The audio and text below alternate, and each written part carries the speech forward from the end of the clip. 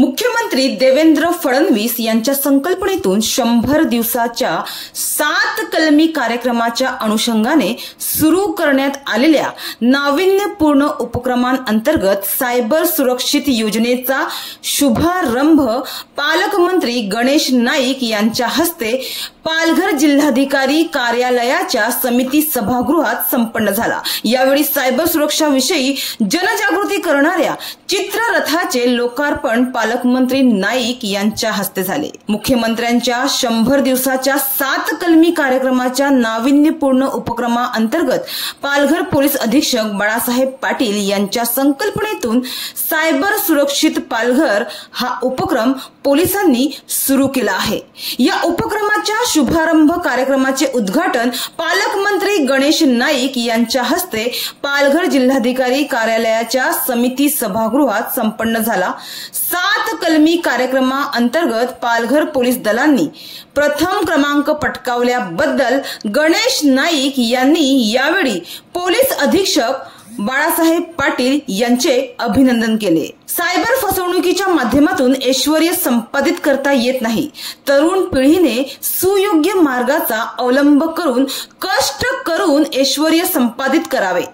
सुयोग्य मार्गाने मिळालेले ऐश्वर्य कायमस्वरूपी टिकते। तरुणांनी सायबर फसवणुकीपासून सावध राहावे असे आवाहन वनमंत्री तथा पालघर जिल्ह्याचे पालकमंत्री गणेश नाईक यांनी या सायबर सुरक्षित योजनेच्या शुभारंभावेळी केले। तसेच आगामी होणारा जनता दरबार दिनांक 7 एप्रिल 2025 रोजी जिल्हाधिकारी कार्यालय नियोजन सभागृह येथे सकाळी 10 वाजता आयोजित करण्यात आलेला आहे।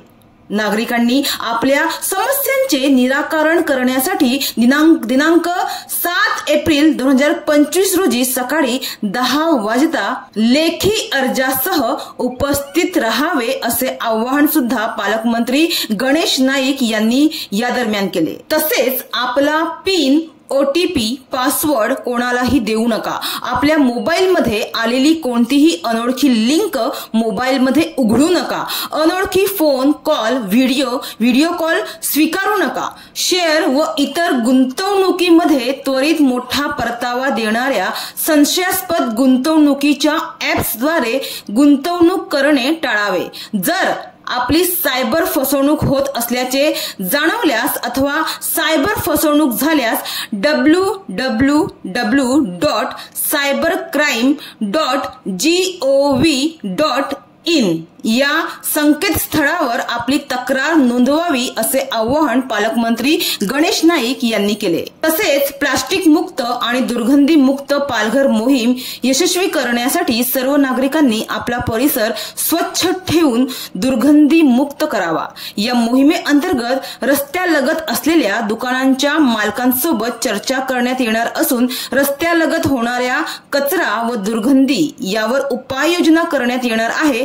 या योजनेमध्ये भरीव योगदान देणाऱ्यांना बक्षीस देण्याचे नियोजन करण्यात येणार असल्याचे पालकमंत्री गणेश नाईक यांनी सांगितले। तर या कार्यक्रमात जिल्ह्याचे खासदार डॉक्टर हेमंत सवरा, विक्रमगडचे आमदार हरिश्चंद्र भोये, जिल्हाधिकारी गोविंद बोडके, अप्पर जिल्हाधिकारी भाऊसाहेब फटांगरे, निवासी उपजिल्हाधिकारी सुभाष भागडे, जिल्हा नियोजन अधिकारी प्रशांत भामरे, उपजिल्हाधिकारी तेजस चव्हाण, पोपट ओमासे, उपविभागीय अधिकारी सुनील माळी, तहसीलदार रमेश शेणगे, अप्पर पोलीस अधीक्षक विनायक नरडे, जिल्ह्यातील विविध उपविभागीय पोलीस अधिकारी व 16 पोलीस ठाण्याचे पोलीस निरीक्षक, उपनिरीक्षक, वाहतूक पोलीस नियंत्रण शाखा व पोलीस पाटील, जिल्हा दक्षता कमिटी, शांतता सुरक्षा कमिटी आदी उपस्थित होते।